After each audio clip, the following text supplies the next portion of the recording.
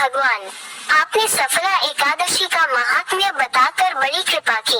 आप कृपा करके ये बतलाए कि पौष शुक्ल एकादशी का क्या नाम है, उसकी विधि क्या है और उसमें कौन से देवता का पूजन किया जाता है। भक्तवत्सल भगवान श्री कृष्ण बोले, हे राजन, इस एकादशी का नाम पुत्रदा एकादशी है। इसमें भी नारायण भगवान की पूजा की जाती है।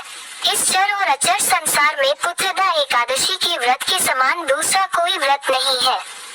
इसके पुण्य से मनुष्य तपस्वी, विद्वान और लक्ष्मीवान होता है। इसकी मैं एक कथा कहता हूँ, सो तुम ध्यान पूर्वक सुनो। भद्रावती नामक नगरी में सुकेतुमान नाम का एक राजा राज्य करता था। उसकी कोई पुत्र नहीं था। उसकी स्त्री का नाम शैव्या था। वह निपुत्री होने के कारण सदैव चिंतित रहा करती थी। राजा के पितर भी रो रो कर पिंड लिया करते थे और सोचा करते थे कि इसके बाद हमको कौन पिंड देगा। राजा को भाई, बांधव, धन, हाथी, घोड़े, राज्य और मंत्री, इन सब में से किसी से भी संतोष नहीं होता था। वह सदैव यही विचार करता था कि मेरे मरने के बाद मुझको कौन पिंडदान करेगा। बिना पुत्र के पितरों और देवताओं का ऋण मैं कैसे चुका सकूंगा। जिस घर में पुत्र न हो उस घर में सदैव अंधेरा ही रहता है। इसलिए पुत्र उत्पत्ति के लिए प्रयत्न करना चाहिए। जिस मनुष्य ने पुत्र का मुख देखा है वह धन्य है। उसको इस लोक में यश और परलोक में शांति मिलती है, अर्थात उनके दोनों लोक सुधर जाते हैं। पूर्व जन्म के कर्म से ही इस जन्म में पुत्र, धन आदि प्राप्त होते हैं। राजा इसी प्रकार रात दिन चिंता में लगा रहता था। एक समय तो राजा ने अपने शरीर को त्याग देने का निश्चय किया, परंतु आत्मघात को महान पाप समझकर उसने ऐसा नहीं किया।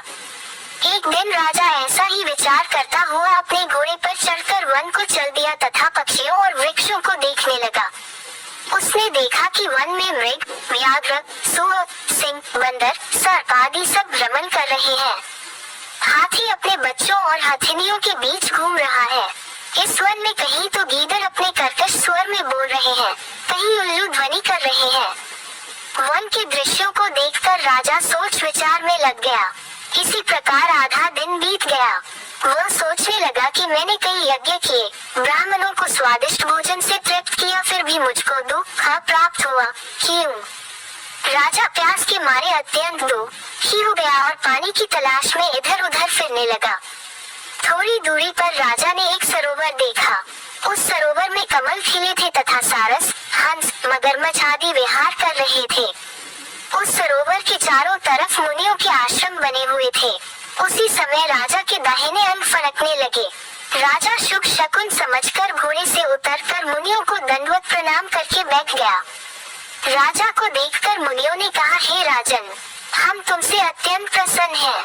तुम्हारी क्या इच्छा है, सो कहो। राजा ने पूछा, महाराज आप कौन हैं और किस लिए यहाँ आए हैं, कृपा करके बताए। मुनि कहने लगे कि हे राजन, आज संतान देने वाली पुत्रदा एकादशी है। हम लोग विश्वदेव हैं और इस सरोवर में स्नान करने के लिए आए हैं। ये सुनकर राजा कहने लगा कि महाराज मेरे भी कोई संतान नहीं है। यदि आप मुझ पर प्रसन्न हैं तो एक पुत्र का वरदान दीजिए। मुनि बोले, हे राजन, आज पुत्रदा एकादशी है, आप अवश्य ही इसका व्रत करें। भगवान की कृपा से अवश्य ही आपके घर में पुत्र होगा। मुनि के वचनों को सुनकर राजा ने उसी दिन एकादशी का व्रत किया और द्वादशी को उसका पारण किया। इसके पश्चात मुनियों को प्रणाम करके महल में वापस आ गया। कुछ समय बीतने के बाद रानी ने गर्भ धारण किया और 9 महीने के पश्चात उनके एक पुत्र हुआ। वह राजकुमार अत्यंत शूरवीर, यशस्वी और प्रजापालक हुआ। श्री कृष्ण बोले, हे राजन, पुत्र की प्राप्ति के लिए पुत्रदा एकादशी का व्रत करना चाहिए। जो मनुष्य इस महात्म्य को पढ़ता या सुनता है उसे अंत में स्वर्ग की प्राप्ति होती है।